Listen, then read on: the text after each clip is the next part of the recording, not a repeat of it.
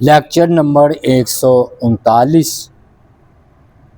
سیرت النبی صلی اللہ علیہ وآلہ وسلم حضرت عائشہ صدیقہ طاہرہ مطہرہ ان پر جو تہمت لگی ان کا ہم بیان کر رہے تھے، تو ہم نے ان کا کچھ واقعہ بیان کر دیا تھا۔ تو آج ہم انشاءاللہ لیکچر نمبر 139 میں اس واقعے کو مکمل کرنے کا شرف جو ہے وہ حاصل کریں گے۔ بعض روایات میں سیدنا ابی بن کعب کے متعلق بھی بیان ہوا ہے کہ ان کی زوجہ ام طفیل نے ان سے پوچھا کہ آپ نے وہ باتیں سنی ہیں جو لوگ حضرت عائشہ رضی اللہ تعالی عنہا کے بارے میں کر رہے ہیں؟ تو انہوں نے پوچھا کون سی باتیں؟ وہ بولی وہ باتیں جو لوگ کہہ رہے ہیں۔ انہوں نے کہا اللہ کی قسم وہ تو بالکل جھوٹ ہے، کیا تم ایسا کر سکتی ہو؟ انہوں نے ابی بن کعب نے اپنی بیوی سے سوال کیا، ام طفیل سے۔ وہ فوراً کہنے لگی میں اللہ کی پناہ مانگتی ہوں کہ میں ایسا کام کروں۔ تو ابی بن کعب رضی اللہ تعالیٰ عنہ بولے اللہ کی قسم عائشہ تو تم سے کہیں بہتر ہے۔ وہ بولی میں بھی اس بات کی جو ہے وہ گواہی دیتی ہوں۔ صفوان رضی اللہ تعالی عنہ کی پاک دامنی۔ تو جب صفوان جن کے بارے میں الزام لگا تھا رضی اللہ تعالیٰ عنہ، جب ان کو اس تہمت کا علم ہوا تو وہ تو ششدر حیران رہ گئے۔ انہوں نے اپنی پاک دامنی کے متعلق صرف اتنے الفاظ کہے سبحان اللہ واللہ ما کشفت کنف انسقت، سبحان اللہ، اللہ کی قسم میں نے آج تک کسی بھی عورت کا لباس نہیں کھولا، یعنی کہ میں اتنی حیا والا ہوں، شادی بھی نہیں کی ہوگی۔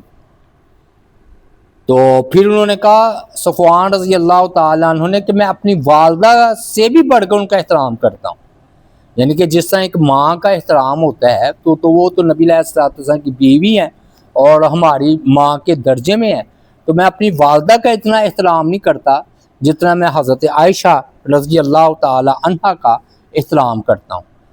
تو انہوں نے یہ جملے کہے، یعنی کہ انہوں کو بھی بے قرار کر دیا اس تہمت نے۔ ایک مرتبہ نبی علیہ السلام اسی پریشانی میں غمزدہ حالت میں لوگوں کی رائے معلوم یا ان سے مشورہ کرنے کے لیے مسجد نبوی تشریف لے گئے۔ اپنے ممبر پر جلوہ افروز ہوئے، صحابہ کرام آپ کے ارد گرد جمع ہو چکے تھے۔ آپ نے نہایت رنج و غم میں لوگوں سے خطاب فرمایا۔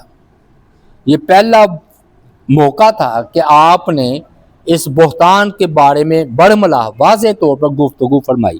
پہلے تو خفیہ مشورے لیے تو یہ آپ نے پہلی مرتبہ محفل میں بات کی۔ تو اس سے پہلے آپ نے خاموشی اختیار فرما لی تھی، لوگ بھی منتظر تھے کہ آپ اس تہمت کے بارے میں کیا ارشاد فرماتے ہیں۔ تو پہلے تو آپ نے حضرت عائشہ صدیقہ پر اپنے اعتماد کا اظہار فرمایا، اور پھر آپ نے حضرت صفوان رضی اللہ تعالی عنہ جو لے کر آئے تھے ان کے بارے میں بھی اپنے اچھے خیالات کا اظہار فرمایا۔ آپ نے پہلے اللہ تعالیٰ کی حمد و ثنا بیان کی، پھر فرمایا تم مجھے ان لوگوں کے بارے میں مشورہ دو جنہوں نے میری بیوی پر تہمت لگائی۔ اللہ کی قسم میں نے حضرت عائشہ صدیقہ میں کوئی برائی نہیں دیکھی، اور انہوں نے تہمت بھی ایسے بندے کی طرف منسوب کیا جس میں نے بھی کبھی برائی نہیں دیکھی۔ وہ میرے گھر جب بھی آیا وہ میری موجودگی ہی میں آیا، میں کسی سفر کی وجہ سے مدینہ میں نہیں ہوتا تھا تو وہ بھی مدینے سے باہر میرے ساتھ ہوتا تھا کہ توبہ نعوذ باللہ میری غیر موجودگی میں تصور بھی نہیں کیا کہ کبھی بھی وہ حضرت عائشہ صدیقہ سے ملنے بھی آیا ہو۔ یہ آپ نے دونوں کی طرف سے بات کی۔ اے مسلمانوں کی جماعت، اس شخص کے بارے میں کون میری مدد کرے گا؟ اشارہ تھا عبداللہ بن ابی کی طرف۔ جس کی اذیت کا سلسلہ میرے گھر تک آ پہنچا ہے۔ تو ابن اسحاق کی روایت ہے کہ بعض لوگوں کو کیا ہو گیا ہے، یہ نبی علیہ السلام خطاب میں کہہ رہے ہیں کہ وہ مجھے میرے گھر والوں کے بارے میں تکلیف پہنچا رہے ہیں اور ان کے متعلق نہ حق باتیں کر رہے ہیں۔ اللہ کی قسم میں نے تو اپنے گھر والوں میں خیر اور بلائی کے سوا کچھ نہیں دیکھا۔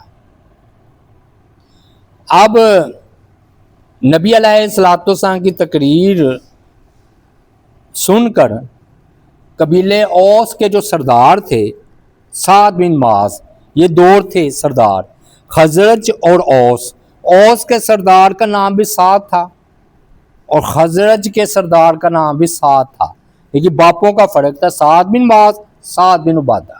سعد بن معاذ قبیلے اوس کے سردار تھے، فوراً اٹھ کھڑے ہوئے، انہوں نے کہا اللہ کے رسول میں اس کے خلاف آپ کی مدد کروں گا، آپ اجازت دیں۔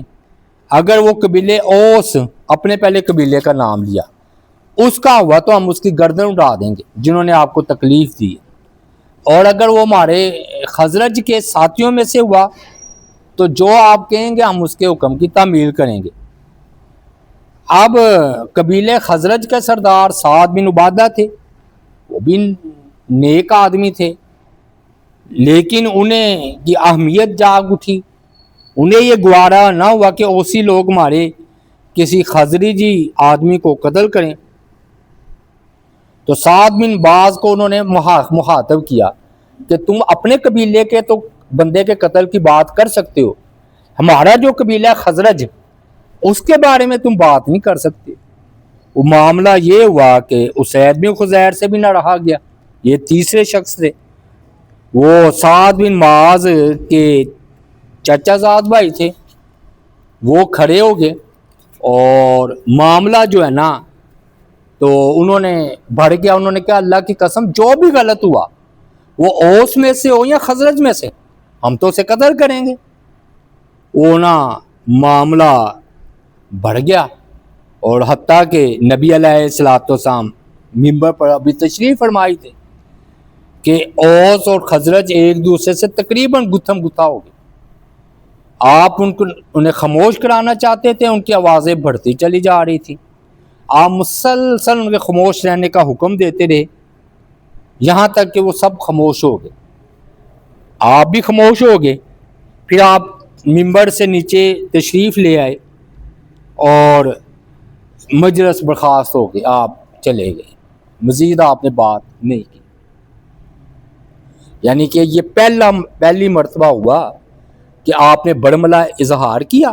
حضرت عائشہ صدیقہ کے بارے میں بھی اچھے خیالات، صفوان کے بارے میں بھی، عبداللہ بن ابی کی اذیت کے بارے میں بتایا کہ یہ منافقین کا سردار کیسی تکلیف دہ باتیں کر رہا ہے، تو اوس اور خزرج آپس میں لڑنے کے قریب ہو گئے۔ دوسری طرف ہم چلتے ہیں کہ حضرت عائشہ رضی اللہ تعالی عنہ کے غم میں مسلسل ہی اضافہ ہو رہا تھا، ان کے آنسو تھے کہ تھمنے کا نام ہی نہیں لیتے تھے، رکنے کا نام بھی نہیں لیتے تھے، نیند بھی نہیں انہیں آتی تھی اس غم میں کہ ان کا غم کچھ ہلکا ہو جاتا۔ ان کے والدین یعنی کہ ابو بکر اور ام رومان ان کی بیٹی کی تکلیف دیکھ کر سخت پریشان تھے، وہ خود بیان کرتے ہیں کہ میرا پورا دن رونے میں گزر جاتا اور نہ مجھے نیند آتی، صبح ہوتی میرے والدین میرے پاس آئے، میں نے 2 راتیں اور 1 دن روتے روتے بسر کر دی۔ یہ ہوتا ہے پاک دامن عورتوں کا حال۔ ہاں جی، آنسو تھے کہ تھمتے نہ تھے، نیند آتی نہیں تھی، صبح ہوتی تو نہ میری آنکھ لگی، یوں لگا جیسے روتے روتے میرا کلیجہ پھٹ جائے گا۔ میرے والدین بھی مبتلا غم تھے۔ پھر ایسا ہوا کہ میرے والدین میرے پاس ہی بیٹھے ہوئے تھے اور میں رو رہی تھی۔ 1 دن کی حالت، یعنی کہ یہ تقریباً 40 دنوں کا دورانیہ، تو یعنی کہ مہینہ تقریباً گزر چکا ہے، اس سے بھی اوپر، بلکہ 40 دن کے قریب ہونے کے آئے ہیں وقت، اتنے دن بیت گئے۔ تو اب آپ خود اندازہ لگانے کیا کیفیت ہوگی۔ تو فرماتے ہیں کہ ایک مرتبہ نا میرے والدین میرے پاس ہی بیٹھے ہوئے تھے اور میں روئے جا رہی تھی. اسی دوران ایک انصاری عورت نے مجھ سے اندر آنے کی اجازت مانگی. میں نے اسے اجازت دے دی. اس نے بھی میرے پاس بیٹھ کر رونا شروع کر دیا. تو حضرت عائشہ فرماتی ہے کہ اسی طرح ہم بیٹھے ہوئے تھے کہ اچانک اطلاع ملی کہ رسول اللہ صلی اللہ علیہ وسلم تشریف لے آئے ہیں اور آپ عصر کی نماز پڑھا کر آئے تھے. میرے والدین نے مجھے دائیں بائیں سے سہارا دے رکھا تھا. آپ نے سلام کیا اور بیٹھ گئے. اس سے پہلے جب سے مجھ پر تہمت لگائی گئی تھی آپ میرے پاس بیٹھے نہیں تھے. آپ کا پورا مہینہ اس طرح بیت گیا کہ میرے بارے میں آپ پر کوئی وحی نازل نہیں ہوئی. آپ نے بیٹھنے کے بعد خطبہ پڑھا, اللہ کی حمد و ثنا کی, پھر فرمایا اما بعد عائشہ مجھے تمہارے بارے میں اس طرح کی خبریں ملی ہیں. یعنی کہ پہلی مرتبہ آپ نے حضرت عائشہ صدیقہ سے یہ بات کی کہ اگر تم واقعی اس معاملے میں پاک ہو تو اللہ تعالیٰ خود ہی تمہاری بے گناہی بیان فرما دے گا. بھائی بے گناہ جو اب یہ الفاظ جو تھے نا یہ حضرت عائشہ صدیقہ نے سنے تو کیا ہوا. آگے فرماتے ہیں اگر تم سے کوئی گناہ سرزد ہو گیا ہے, یہ کون فرما رہے ہیں؟ نبی علیہ السلام. تو اللہ تعالیٰ سے مغفرت طلب کرو, اس کی بارگاہ میں توبہ کرو. اس لیے کہ بندہ جب اپنے گناہ کا اقرار کر لیتا ہے تو اللہ سے توبہ کرتا ہے تو اللہ تعالیٰ اس کی توبہ قبول فرما لیتا ہے. یہ بخاری کی روایت ہے. بس جی یہ بات کرنی تھی, نبی علیہ الصلوۃ والسلام کے منہ سے یہ الفاظ نکلے. تو فرماتی ہے میرے والدین بھی موجود ہے, انصاری عورت بھی موجود ہے. تو انہیں یہ اندیشہ لاحق ہو گیا کہ یہ انصاری عورت کی موجودگی میں یہ بات کہی گئی ہے, کہ باہر جا کر یہ نہ کہہ دے کہ نبی علیہ السلام نے حضرت عائشہ صدیقہ کو یہ بات کہہ دی ہے کہ اگر گناہ کیا تو توبہ کرو. اب یہاں پر آ کر معاملہ الٹ گیا, بدل گیا. وہ ہوا یہ کہ وہ جو مسلسل نہیں آنسو بہ رہے تھے, ایک فرماتی ہے مجھے پتہ نہیں کیا ہوا, میرے آنسو ہی تھام گئے, رک ہی گئے. میں نے ایسے حیرت سے یعنی کہ نبی علیہ الصلوۃ والسلام کو دیکھا اور میں نے اپنے ماں باپ کو دیکھا کہ شاید وہ جواب دے, میری ترجمانی کریں تو وہی کوئی جواب دیں. لیکن کہتے ہیں کہ ابو بکر اس قدر پریشان تھے کہ ان کی سمجھ میں بھی نہیں آ رہا تھا کہ رسول اللہ صلی اللہ علیہ وسلم کو کیا جواب دیں. تو وہ کہنے لگے اللہ کی قسم میں نہیں جانتا کہ میں اللہ کے رسول سے کیا عرض کروں. کہتے ہیں تو میں نے اپنی والدہ ام رومان سے کہا کہ آپ بھی کچھ کہیں. تو انہوں نے کہا اللہ کی قسم مجھے نہیں معلوم کہ آپ کی خدمت میں کیا عرض کروں, ہم بہت پریشان ہیں, ماں باپ تھے. تو کہتے ہیں حضرت عائشہ فرماتی ہے جب میں نے اپنے والدین کی یہ بات سنی تو مجھے خود ہی ہمت کرنا پڑی, کوئی جواب تو دینا تھا. حضرت عائشہ کہتی ہے اللہ کی قسم میں نہیں جانتی کہ کسی گھر والوں پر اتنی بڑی مصیبت آئی ہو جتنی ابو بکر کے گھرانے والوں پر آئی تھی. جب میرے والدین نے خاموشی اختیار کی تو مجھ سے رہا نہیں گیا, میرے آنسو دوبارہ بہنے لگے. تو حضرت عائشہ فرماتی ہیں کہ میں ایک نو عمر لڑکی تھی, 14 سال کی عمر تھی سر, 14 سال کی. تو میں نے قرآن بھی زیادہ نہیں پڑھا تھا. تو جب میرے والدین نے آپ صلی اللہ علیہ وآلہ وسلم کو کوئی جواب نہیں دیا تو پھر میں خود ہی بول پڑی. میں نے خطبہ پڑھا اور اللہ تعالیٰ کی شان اس کی حمد و ثنا بیان کی.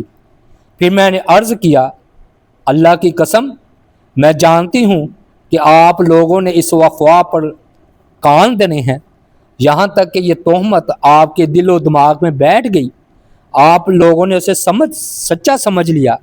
اگر اب میں آپ لوگوں سے یہ کہوں کہ میں اس تہمت سے بے گناہ ہوں، جبکہ اللہ جانتا ہے کہ واقعی میں بے گناہ ہوں، تو آپ مجھے لوگ سچا نہیں سمجھیں گے۔ اور اگر میں آپ کے سامنے خواہ خواہ اس بات کا اعتراف کر لوں، حالانکہ اللہ جانتا ہے کہ میں اس سے پاک ہوں، تو بھی آپ مجھے سچا سمجھیں گے۔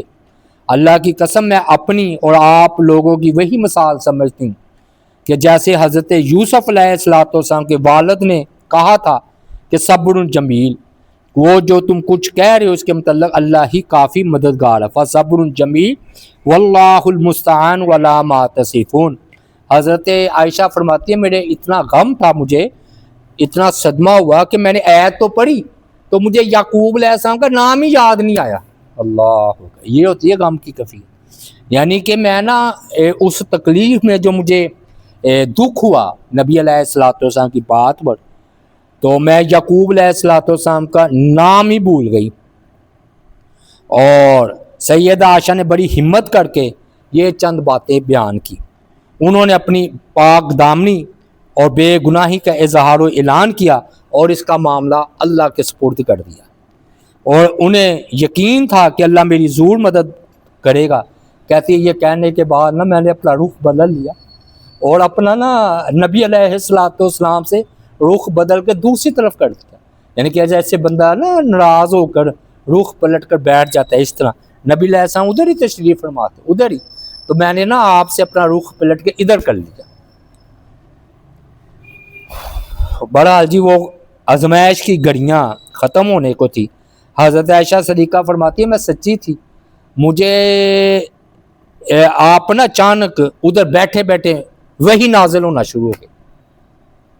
عائشہ فرماتی ہے میں جانتی تھی کہ میں بے گناہ ہوں، میں نے تو کوئی گناہ نہیں کیا، تو اللہ تعالیٰ مجھے واقعی بے گناہی میری ثابت کر دے گا، لیکن اللہ کی قسم میرے وہم و گمان میں بھی یہ بات نہیں تھی، میں اپنے آپ کو اتنے درجے والا نہیں سمجھتی تھی کہ میرے مطلب قرآن نازل ہو جائے گا، قرآن یعنی کہ میں یہ سمجھتی خواب آ جائے گا، جبرائیل علیہ السلام آ کر کوئی بات بتا دیں گے تو میری بے گناہی ثابت ہو جائے گی، لیکن میں اپنے آپ کو اس قابل نہیں سمجھتی تھی کہ اللہ تعالیٰ میرے بارے میں سورہ نور کی 10 آیات نازل کر دیں گے اور وہ قیامت تک پڑھی جاتی رہیں گی اور میری بے گناہی پوری طرح واضح ہو جائے گی۔ تو حضرت عائشہ صدیقہ فرماتی اللہ کی قسم رسول اللہ صلی اللہ علیہ وسلم ابھی اسی مجلس سے اٹھنے بھی نہ پائے تھے، نہ گھر کا کوئی فرد باہر گیا تھا، یعنی کہ ابو بکر، ام رومان انصاری عورت ادھر ہی بیٹھی تھی کہ آپ پر وحی کی کفیت طاری ہو گئی۔ تو ہوتا یہ تھا کہ جب آپ پر وحی کی کفیت طاری ہوتی تھی تو سردی کے دنوں میں بھی آپ پر پسینہ آ جاتا تھا، تو اسی طرح موتیوں کی طرح نا پسینہ آپ کے نا پیشانی پر چمکنے لگا، پھر سمجھ گئے کہ آپ پر وحی آ رہی، تو آپ پر نا چادر اوڑھ دی ابو بکر نے اور نیچے نا چمڑے کا تکیہ رکھ دیا، تو اس کفیت طاری ہو جاتی تھی، آپ دنیا معافیہ سے غافل ہو جاتے تھے، گویا آپ نا ہلکا ہلکا سو رہے ہوتے تھے، اس حالت میں وحی آ رہی ہوتی۔ تو حضرت عائشہ صدیقہ پوری طرح مطمئن تھی اور ابو بکر پوری طرح پریشان تھے۔ وجہ جب رسول اللہ صلی اللہ علیہ وسلم وحی نازل ہو رہی تھی تو اس وقت عائشہ رضی اللہ تعالیٰ عنہ بڑی مطمئن تھی، کیوں کہ ان کے والدین کہتے ہیں پریشان تھے، ان کی زبان وہ بیان کر دیا جب میں نے آپ کی یہ کیفیت دیکھی نا تو اللہ کی قسم میں بالکل نہیں گھبرائی، نہ میں نے اس پر کوئی توجہ دی، ہاں جی میں جانتی تھی کہ میں بے گناہ ہوں اور اللہ تعالیٰ مجھ پر ظلم نہیں کرے گا۔ رہی بات میرے والدین کی، تو اللہ کی قسم جس کے ہاتھ میں عائشہ کی جان ہے، ابھی رسول اللہ صلی اللہ علیہ وآلہ وسلم پر وحی کی کفیت ختم نہیں ہوئی تھی، مجھے یوں لگا جیسے میرے ماں باپ کی جان ہی نکل جائے گی، کیونکہ وہ ڈر رہے تھے کہ لوگوں نے جو کچھ کہا ہے اللہ تعالیٰ اسے صحیح نہ قرار دیتے، تو اللہ تعالیٰ تو کسی پر ظلم نہیں کرتے، اللہ تو سب سے بڑھ کر سچے ہیں۔ اب جب رسول اللہ صلی اللہ علیہ وآلہ وسلم پر وہ کفیت ختم ہو گئی، ہاں جی، اور جو وحی کے جلال سے آپ پر طاری تھی، تو آپ صلی اللہ علیہ وسلم مسکرا اٹھے اور یہ مسکراہٹ آپ کی خوشی کا پتہ دے رہی، ہاں جی آپ بڑے خوش تھے، آپ پر سارے معاملے کی اصل حقیقت کھل گئی تھی، آپ اپنی پیشانی مبارک سے پسینہ جو ہے نا وہ پونجھ رہے تھے، آپ نے فوراً فرمایا عائشہ اللہ تعالیٰ نے تمہیں بے گناہ قرار دے دیا، ہاں جی یہ سن کر کہتے ہیں حضرت عائشہ اس قدر خوش ہوئی، یہ وہی جانتی تھی، ان کی والدہ نے کہا، یہ بڑے سننے کے الفاظ ہے، یہ بڑے زبردست. ان کی والدہ نے ان سے کہا اٹھو رسول اللہ صلی اللہ علیہ وسلم کا شکریہ ادا کرو. تو حضرت عائشہ صدیقہ رضی اللہ عنہا سے کہا میں نے نہیں ان کا شکریہ ادا کرنا، میں تو اللہ کی حمد کروں گی جس سے میری بے گناہی کرا. یہ ایک محبت کا انداز، یہ نہیں کہ نبی علیہ الصلوۃ والسلام ناراض، مطلب یہ تھا کہ یہ ناز کا ایک محبت کا انداز ہے کہ میں نے نہیں نبی علیہ السلام کا شکریہ ادا کرنا، میں تو اپنے رب کا شکریہ ادا کروں گی جس نے میری پاک دامنی بیان کی. جی تو انہوں نے یہ بات اس وجہ سے کہی تھی کہ اللہ تعالیٰ نے ان کی بے گناہی کا اعلان فرمایا تھا، اس لیے اللہ ہی اس بات کے زیادہ واقعی حقدار ہے کہ اللہ کی تعریف کی جائے. اور وہ 10 آیات یہ تھی جی یہ سورہ نور کی، کہ میں ترجمہ کر دیتا ہوں. ان الذین جاؤوا بالافک عصبۃ منکم سے شروع ہو رہی ہے. بے شک جو لوگ ام المومنین عائشہ صدیقہ پر بہتان گڑھ لائے وہ تمہیں میں سے ایک گروہ ہیں، تم اسے اپنے لیے برا نہ سمجھو. یعنی کہ یہ جو واقعہ ویسے کیونکہ اس سے کئی احکامات کا پتہ چلا ہے، بلکہ وہ تمہارے لیے بہتر ہے. انجام میں حضرت عائشہ صدیقہ کا لیے تو بہتر ہی ہوا. ٹھیک ہے انہوں نے 40 دن جس تکلیف میں گزارے اللہ کی پناہ روتے روتے، لیکن قیامت تک کے لیے اللہ نے قرآن بنا دیا، قیامت تک ہر حافظ اس کی آیات کی تلاوت کرے گا. یہ چھوٹا اعزاز ہے، تو اس لیے فرمایا کہ ٹھیک ہے وہ تمہارے لیے بہتر ہے، اور ان میں سے ہر شخص کے لیے اتنا ہی گناہ ہے جس نے اس نے کمایا. یعنی کہ جس نے جتنا اس میں حصہ لیا ہے نا افواہ میں، اس کے لیے اتنا ہی حصہ ہے. تم نے یہ جھوٹ سنا، تم تو کیوں نہ مومن مردوں میں اور ان میں سے وہ شخص جس نے اس گناہ کا بڑا بوجھ اٹھایا، مطلب تھا عبداللہ بن ابی، اس کے لیے بہت بڑا عذاب ہے. جب تم نے یہ جھوٹ سنا تو کیوں نہ مرد مومنوں اور مرد مومن عورتوں نے اپنے نفسوں میں اچھا گمان کیا، اور یہ کیوں نہ کہا یہ تو سری بہتان ہے. وہ اس تہمت پر 4 گواہ کیوں نہ لائے؟ جب وہ گواہ نہیں لائے تو وہی لوگ اللہ کے ہاں جھوٹے ہیں. اور اگر تم پر اللہ اور آخرت میں اللہ کا فضل اور اس کی رحمت نہ ہوتی تو تم جن لوگوں میں پڑ گئے تھے اس پر تمہیں بہت بڑا عذاب آ پڑتا جب تم اسے ایک دوسرے سے اپنی زبانوں کے ساتھ لیتے تھے اور اپنی منہوں سے وہ بات کہہ رہے تھے جس کا تمہیں علم نہ تھا، اور تم اسے معمولی سمجھ رہے تھے جبکہ اللہ کے ہاں وہ بہت بڑی بات ہے. اور جب تم نے اسے سنا تو کیوں نہ کہا کہ یہ ہمارے لائق نہیں کہ ہم اس کے متعلق بولیں، یا اللہ تو پاک ہے، یہ بہت بڑا بہتان ہے. اور اللہ جس تمہیں نصیحت کرتا ہے کہ اگر تم مومن ہو تو دوبارہ ہرگز اس جیسی بات نہ کرنا، اور اللہ تمہارے لیے اپنی آیات بیان کرتا ہے، اور اللہ بڑا جاننے والا خوب حکمت والا ہے.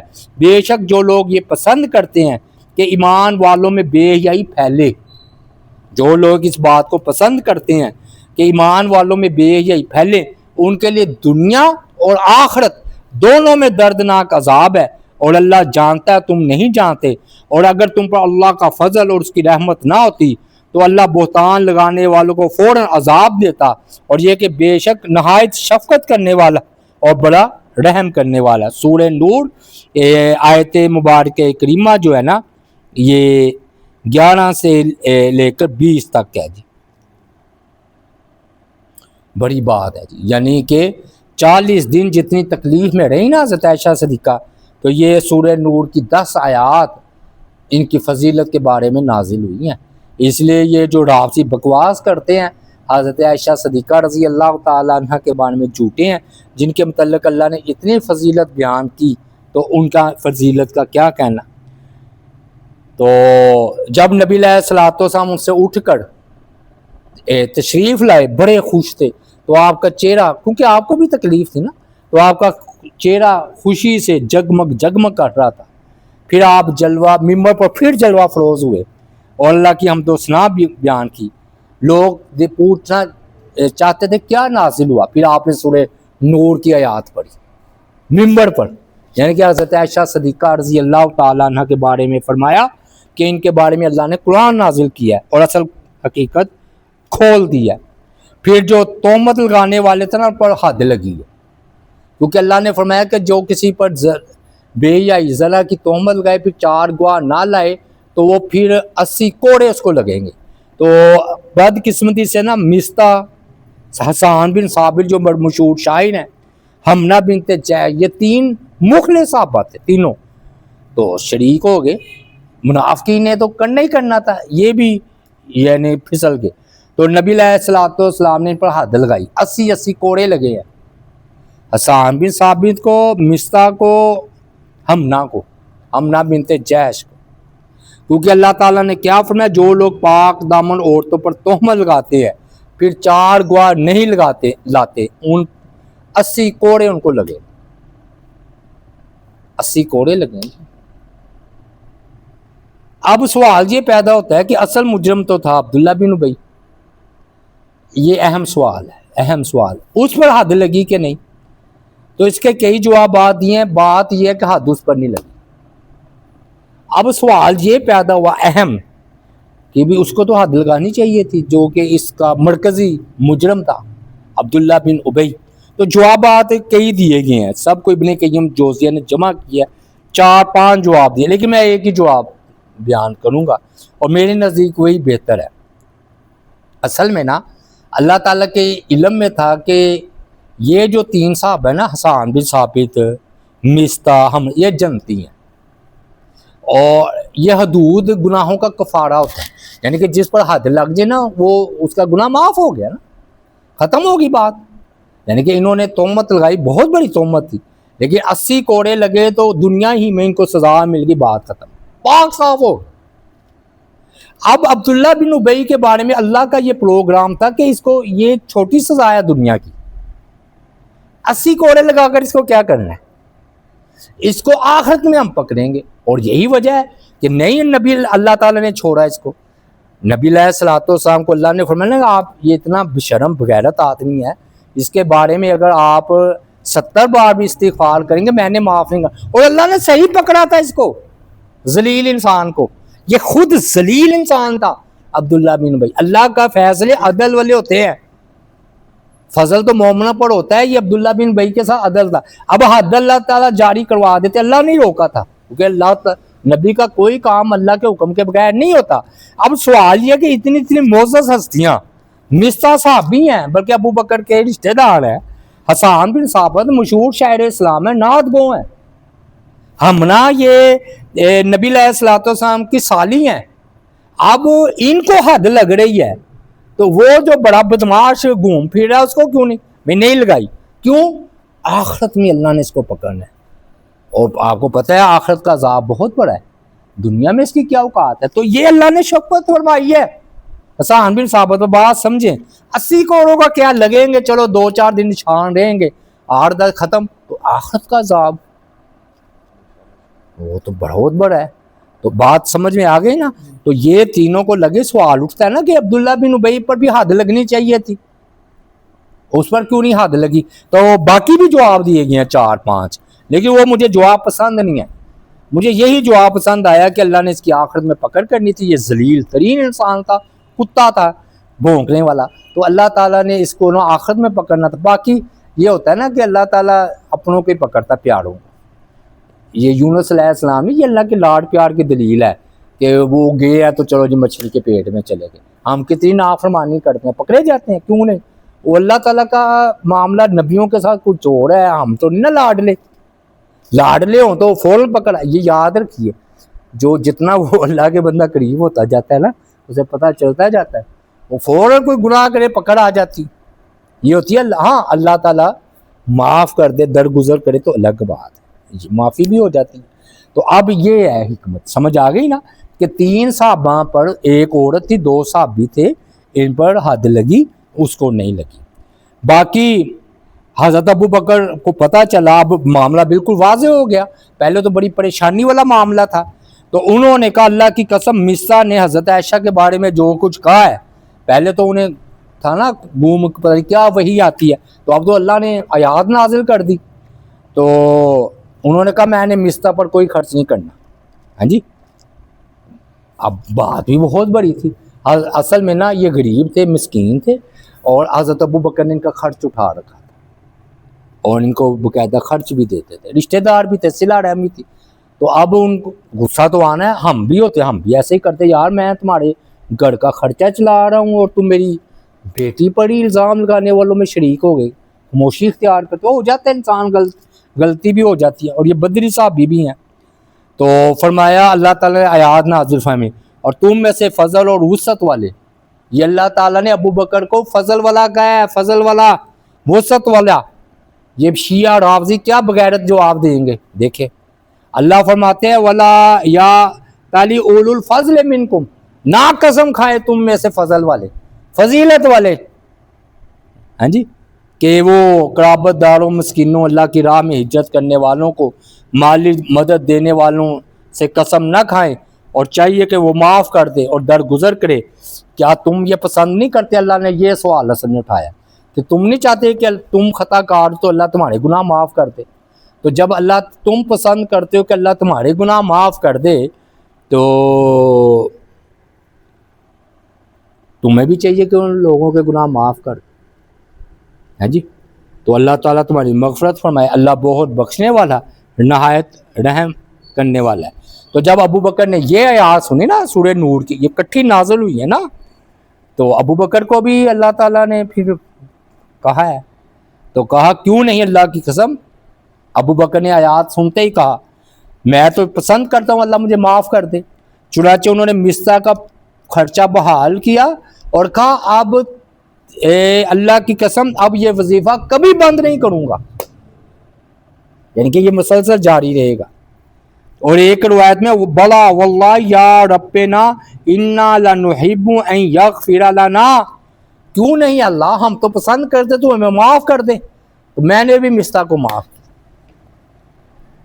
یہ ہوتا ہے. دیکھا بات سمجھ، اللہ بات کرنی آسان ہے، عمل کرنا بہت. کہتے ہیں ابو بکر کی چیخیں نکل گئی تھی. انہوں نے کہا اللہ ٹھیک ہے، میں نے معاف کیا. اب ایک صرف مسئلہ رہ گیا، وہ یہ تھا کہ اوس اور خزرج نہیں دونوں لڑنے کے قریب ہو گئے. تلخی تو آ گئی ہوئی تھی، دونوں اللہ کے رسول کی محبت میں ہی لڑے تھے. تو اب آپ نے نا جب یہ تہمت سلسلے میں جو گفتگو فرمائی، تلخ کلامی ہو گئی تھی، دونوں بھڑک اٹھے تھے، آپ نے نا خاموشی سے معاملے کو دفع کرا دی. لیکن نا دونوں کے دلوں میں نا کچھ رنجش رہ گئی. اوس اور خزرج کے دونوں سردار تھے، تو آپ نے نا نہایت پر حکمت کام کیا دونوں کی نا رنجش ختم کرنے کے لیے. وہ آپ نے کیا کیا، کچھ دن ٹھہر کر نا آپ ایک روز سعد بن معاذ کا ہاتھ پکڑا اور لوگ بھی اور بھی ساتھ تھے، تو آپ انہیں لے کر سعد بن عبادہ ان کے ساتھیوں کے پاس چلے گئے، یعنی کہ وہ دوسرے سردار کے پاس. ہاں جی، وہیں بیٹھ کر آپس میں کوئی بات چیت کرتے رہے. اور اس دوران سعد بن عبادہ چونکہ نبی علیہ السلام تشریف فرما تھے اور یہ لے کر آئے ہیں سعد بن معاذ کو، تو قتل کلامی ہوئی تھی سعد بن عبادہ کے ساتھ. تو سعد بن عبادہ کے گھر آ گئے، کچھ نہیں کہا تو تم صلاح سلوک کی کوئی بات نہیں کی. اب جب کھانا پکا نبی علیہ السلام کے لیے تو سعد بن معاذ کے لیے بھی پک گیا. انہوں نے پھر سعد بن عبادہ کا کھانا کھایا. تو یہ روایت ہے قبائلیوں کی کہ جس گھر کے ہاں مہمان ہو جائے کھانا کھا لے تو بال ختم. پھر کچھ دن گزرے تو نبی علیہ السلام نے بڑا سعد بن معاذ کے ساتھ انہیں کھانا کھایا. پھر آپ خاموشی سے واپس تشریف لے آئے. کچھ دن بعد سعد بن عبادہ کا ہاتھ تھاما، جنہوں نے پہلے میزبانی کی تھی نا. اب سعد بن معاذ کا عبادہ کا ہاتھ تھاما، ان اور ان کے کچھ لوگوں کو ساتھ لیا. آپ سعد بن معاذ کے پاس چلے گئے، یعنی کہ یہ پہلے یہ مہمان بنے، اب یہ میزبان ہے. کچھ دیر آپس میں گفتگو فرمائی. سیدنا معاذ نے بھی کھانا پیش کر دی نبی علیہ السلام کے حضور. سعد بن عبادہ نے بھی کھانا کھایا، ساتھ ہی تو تھے. تو یعنی کہ گویا دونوں نے ایک دوسرے کا کھانا قبول کر کے وہ ساری دل کی رنجش ختم ہو گئی. اب معاملہ رہ گیا تھا صفوان کا. صفوان کو بھی بڑا غصہ، کیونکہ ان کی بھی صفائی نازل ہو گئی نا ایک قسم کی کہ وہ بھی پاک ہے. توبہ نعوذ باللہ. حضرت عائشہ صدیقہ کا ان سے تو سکینڈل اللہ معاف کرے باندھا تھا استغفر اللہ. تو وہ بھی پاک، ان کو بھی بڑا غصہ حسان بھی ثابت پر. منافق تو منافق تھا نا، تو یہ تو اپنے تھے. انہوں نے نا کہ صفوان کے بارے میں شعر و شاعری بھی کر ڈالی تھی خلاف ان کے حسان بن ثابت نے، صفوان رضی اللہ تعالیٰ عنہ کے خلاف، اور وہ مضر قبیلے کے مسلمانوں میں سے تھے۔ چنانچہ جب صفوان کو جب اس کا علم ہوا کہ حسان رضی اللہ تعالیٰ عنہ نے عائشہ پر تہمت لگانے والوں میں بھی شریک ہو گیا، مجھے بھی برا بھڑکا ہے، انہوں نے نا جب آیات نازل ہوئی پاک دامنی کی تو وہ بھی غصے میں آ گئے، انہوں نے بھی حسان پر تلوار چلا دی۔ وہ تو ادھر وہ ثابت کیس موجود تھے ایک اور صحابی، انہوں نے جب یہ گرم صورتحال دیکھی تو انہوں نے جفا ڈال کر نا وہ صفوان کو پکڑا ہیں جی، اور باندھ دیا پکڑ کر صفوان کو کہ یہ زیادہ غصے میں نہ آ جائے، اور پھر انہیں اپنے ساتھ نا حارث کے محلے کی طرح لے چلے۔ راستے میں عبداللہ رواحہ کی ملاقات ہوئی، یہ بھی صحابی تھے، انہوں نے پوچھا یہ کیا معاملہ ہے کہ صفوان کو ذرا باندھا ہوا ہے لے کر ساتھ چڑھنے ہیں، تو انہوں نے کہا انہوں نے حسان پر تلوار چلا دی تھی، تو وہ تو زخمی ہونے کے قریب ہو چلے تھے، تو مجھے لگتا تھا کہ قتل ہی کر ڈالیں گے۔ تو فرمایا نبی علیہ السلام کو اس کی خبر دی ہے؟ کہتے نہیں، کہتے چلو ان دونوں کو نا نبی علیہ السلام کی بارگاہ میں پیش کرتے۔ معاملہ ختم ہو گیا جب اللہ نے آیات نازل فرما دی ہیں۔